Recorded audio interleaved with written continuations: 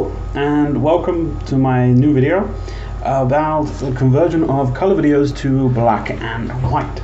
In the previous videos we've looked at using the channels and using the lab mode to convert the images.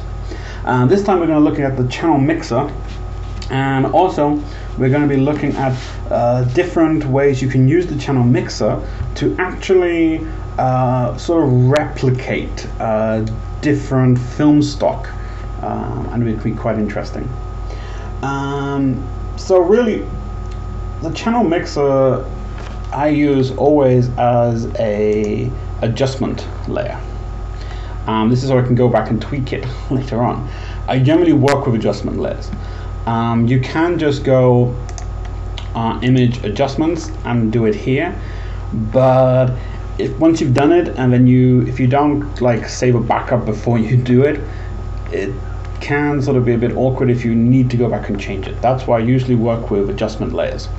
So you can either find this in Photoshop at the bottom here, adjustment layer, and then channel mixer, or you can go a layer and it would be new adjustment layer here. There it is.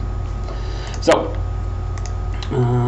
we go to adjustment layer and we choose our channel mixer. Now what this does is, before we've always done a little bit of like playing around and converting modes or playing with the channels directly, it's splitting it and getting a black and white image, which is then really a grayscale. And this one you keep the whole RGB tones, so you keep it as a color image. And what you do is you just click here, monochrome, and it converts it straight away to black and white. And there are obviously different default settings you can have. So you can have an infrared setting there, just the blue filter, just the green filter, an orange filter, red filter, and a yellow filter. So you have the different filter presets there. Now when you work with the monochrome settings, there is something you sort of need to keep into consideration, that all of these dialog boxes here really need to add up to 100. So if you can look here, you've got 40, 40, 20. So that's pretty good. And you could change that to 33 if you want to have just a like that, which is 99. So one of them needs to be like 34, just to bring it up to 100. And so you just play around, and you can even just move the sliders. So maybe I want to lower the red, but high, the green. That's plus 142. So you're going to minus 100. Just minus that down, and you can really just play around with the image, changing it as you want. Now if you sort of try and remember the way that the channels work and what each one does. So red, in darkening red here, what it should do is you're making the red filter darker and darker and darker, which should force red colors to become lighter and blues to become darker. And then the same with the green should do the same. It should make green colors lighter and everything else, and everything on the magenta side darker.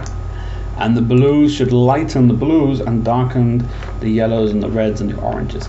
So that's really what you have to keep in mind when you play around with this.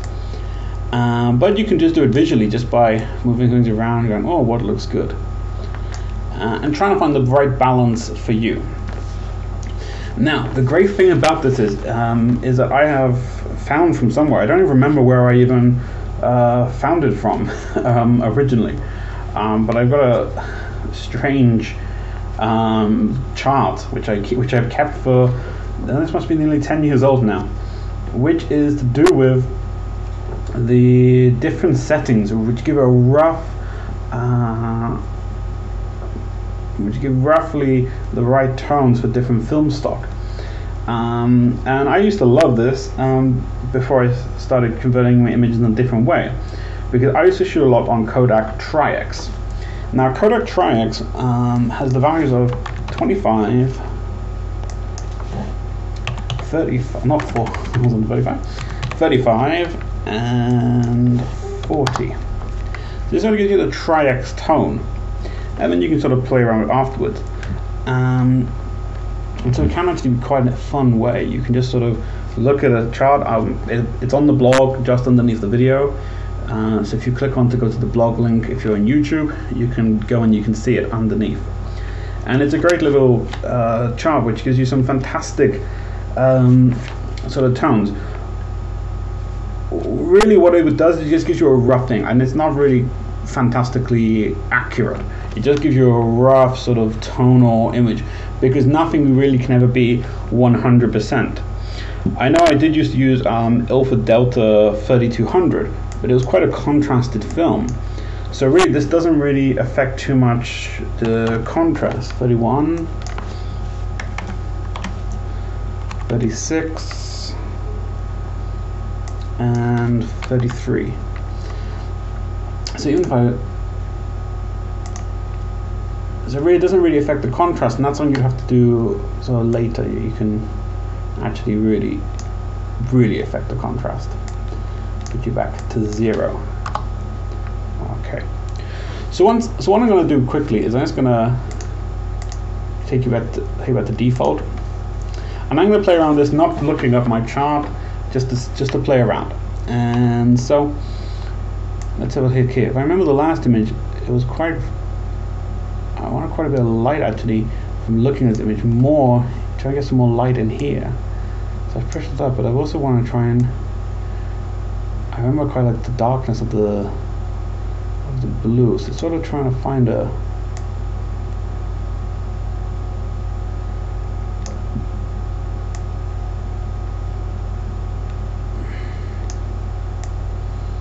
so what I'm trying to do is trying to get the blue bit as dark as I can, but also giving the contrast in that light. And that looks quite nice actually. Really I should have pumped up. I think maybe if I went to this, because I remember it was really the red and the plus 13 is another. It's really these two here. So I'm gonna push you up and move you down. And that's 100.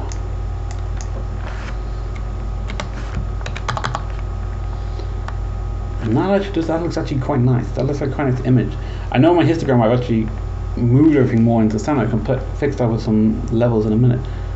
But that actually looks quite nice. So if I was then just to go, and this is one of the great things now, I can just now go to my levels.